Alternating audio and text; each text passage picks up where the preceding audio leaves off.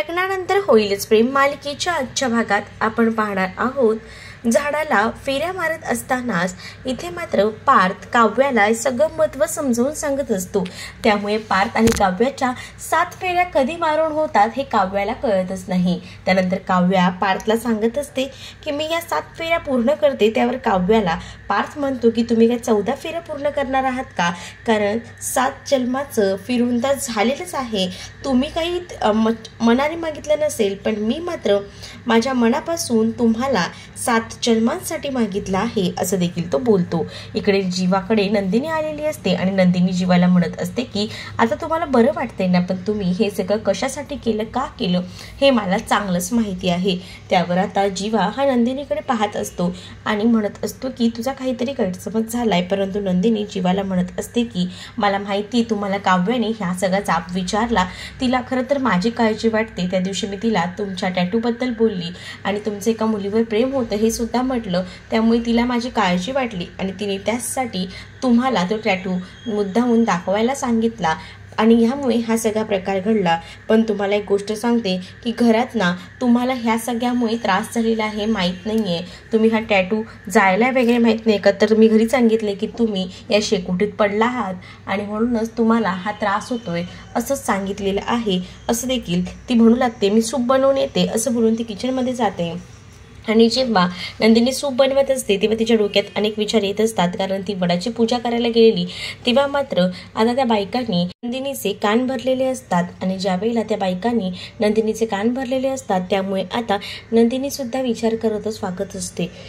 त्याच वेळेला आता नंदिनी म्हणत असते की तुम्ही सगळ्याजणी असं का म्हणताय, परंतु त्या बायका म्हणत असतात की आजकालच्या पुरुषांचा काहीच भरोसा नसतो, कारण इथे एक बायको घरात ठेवायची आणि बाहेर अफेअर करायचं हे सगळं आता नंदिनीला कळतं। नंदिनीला कुठेतरी मनामध्ये संशय येतो, कारण आता ज्या जीवाच्या आयुष्यात सुद्धा आधी एक मुलगी होती, मग खरंच ते सगळे यातून बाहेर पडले असतील का हे विचार तिच्या डोक्यात येत असतात आणि त्याच विचारात ती आता ते सूप बनवत असते। तर इकडे रूममध्ये काव्याला खूप जास्त भूक लागलेली असते आणि तिला जीवाची सुद्धा काळजी वाटत असते। ती विचार करत असते की जीवा शुद्धीवर तर आलेला आहे, पण मी त्याला अजून बघायला गेलेली नाही आहे। तेवढ्यातच पार्थ तिथे येतो। पार्थ काव्याला विचारतो की काय झालं आहे। काव्या म्हणत असते की प्लीज ना तुम्ही मला एकटीला सोडा। तर पार्थ म्हणत असतो की काय झालं, जेवायला जायचं नाही आहे का। त्यावर काव्या पार्थवर चिडते आणि म्हणत असते की तुम्हाला माहीत नाही ना तर उगाच त्या गोष्टी बोलू नका, माझा उपवास आहे। तर पार्थ म्हणत असतो की उपवास तर सकाळपासून धरला होतात ना, मग आता संध्याकाळी सोडा ना। पण काव्या म्हणत असते की तो उपवास उद्या सोडायचा असतो, उगाच मला जेवणाचं नाव वगैरे सांगू नका, काढू नका, कारण आहे ना मला खूप जास्त भूक लागते। मग ऑलरेडी एवढी भूक लागली ना की काय सांगू। त्याच वेळेला आता मला कोणतीही गोष्ट अर्धवट सोडायला आवडत नाही असं देखील काव्या पार्थला म्हणते। पार्थसुद्धा म्हणतो की मला सुद्धा हे असं अर्धवट सोडायला आवडत नाही, मी येतोच जाऊन असं बोलून तो बाहेर जातो। तर काव्या मात्र आता डोक्याला हात लावून घेते। इकडे नंदिनी स्वतःचाच विचारत असताना पार्थ तिथे येतो आणि पार्थ जोरात नंदिनीला भॉ करतो। त्याबरोबर नंदिनी दचकते। तर नंदिनी विचारते की आज तुमची जोरी किचनमध्ये कशाला। त्याच वेळेला आता नंदिनीला पार्थ सांगत असतो की आमच्या मॅडमने उपवास केला आहे ना, मग त्यांना भूक लागली आहे, मग म्हटलं त्यांच्यासाठी काहीतरी करायला हवं आणि म्हणूनच आता पार्थ किचनमध्ये येऊन काव्यासाठी आता साबुदाण्याची खिचडी बनवायचं ठरवतो आणि म्हणूनच ते साबुदाणे भिजत घालत असतो। पण आता लगेच थोडी साबुदाण्याची इन्स्टंट खिचडी होते। आता नंदिनी बोलू लागते की तुम्ही ही सगळी खिचडी बनवून मात्र काव्याचं पोट खराब करणार आहे। पार्थ म्हणत असतो असं का। तर नंदिनी सांगत असते की साबुदाणा कमीत कमी 4 तास जास्तीत जास्त 8 तास हा भिजत ठेवावा लागतो, तेव्हाच तर ती खिचडी व्यवस्थित होते। आता जर अशी खिचडी खायला द्याल ना तर तिचं पोटच खराब होईल आणि या सगळ्याची वाट लागेल असं देखील आता नंदिनी पार्थला सांगते। पार्थला हे ऐकून धक्का बसतो। मग पार्थ म्हणतो आता माझी काव्या रात्रभर उपाशीच राहणार का, तिला तर खूप जास्त भूक लागली आहे। आता काव्याची पार्थ इतकी जास्त काळजी घेत असतो म्हणून नंदिनीला सुद्धा भरून येतं। तिकडे काव्या मात्र रूममध्ये तिचा आणि जीवाचा फोटो काढून बघत असते आणि ती त्याच्यामध्येच हरवलेली असते। ती म्हणत असते की जीवा शुद्धीवर तर आलेला आहे, पण जीवाला मी पाहायला सुद्धा गेले नाही, नेमकं काय असेल, कसा होत असेल तो आता, या विचारांमध्ये इथे काव्या अडकलेली असते। तर इकडे मात्र ती दोघांचाही फोटो पाहत असते आणि म्हणत असते की जीवाला माझ्यामुळे इतका सगळा त्रास झाला, पण जीवाला भेटायला सुद्धा हवं। आता जाऊ का जीवाला भेट भेटायला. नंतर ती विचार करते की आता नको, ही लोक सगळेजण काय विचार करतील, उद्याच जाते. त्यानंतर इकडे नंदिनीने आता पार्थला काव्यासाठी फ्रूट कस्टर्ड बनवायला सांगितलेलं असतं आणि तेच तो बनवत असतो. त्याच वेळेला तो त्याच्यामध्ये पेरूसुद्धा घालत असतो. तर नंदिनी सांगत असते की काव्याला पेरू आवडत नाही. त्यावर आता लगेचच पार्थ म्हणतो की मला सुद्धा आवडत नाही, आमच्या आवडीनिवडी सेम आहेत. त्याच वेळेला पार्थ नंदिनीला विचारतो की नेमकं काय झालं आहे. नंदिनी काहीच नाही असं सांगते, परंतु आता काय झालं तरी आहे मला हे सुद्धा कळतंय, हे सुद्धा आता पार्थ म्हणतो. पण नंदिनी म्हणत असते की कुठे काय, काहीच नाही झालं. नंदिनीच्या मनात जी काही घालमेल सुरू असते ह्याच्याबद्दल पार्थला कळलेलं असतं. तेवढ्यातच आता नंदिनीचं वॉच वाजतं, म्हणून आता पार्थ तिकडनं गेलेला असतो.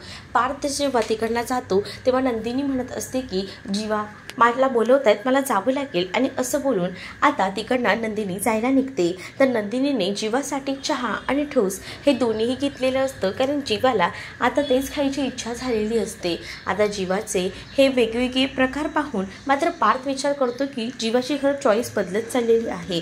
तर इकडे काव्या जी आहे ती रूममध्ये बसलेली असते आणि तेवढ्यातच तिथे रूममध्ये आलेला असतो पार्थ. आता काव्याच्या हातात फोटो असतो म्हणून काव्या तो उशीच्या मागे लपवत असते. तर हे सगळं काही कुठेतरी पार्थने पाहिले अशी तिला भीती वाटते आणि म्हणूनच ती लगेच बोलू लागते पार्थला की एसीचा रिमोट मला भेटत नाही, जरा शोधून द्या ना. आणि तेव्हाच ती फोटो दुसरीकडे लपवते. त्यानंतर एसीचा रिमोट तर भेटतो. तर काव्याला पार्थ म्हणत असतो की तुमच्यासाठी हे फ्रूट कस्टर्ड आणलेलं आहे, खाऊन घ्या. परंतु आता काव्या या सगळ्याला नकार देते. ती बोलत असते की मला हे काही सुद्धा नकोय. तर पार्थ म्हणत असतो की तुम्ही असं कसं म्हणताय, तुमच्यासाठी एवढं मी बनवून आणलंय, तुम्हाला खावंच लागेल.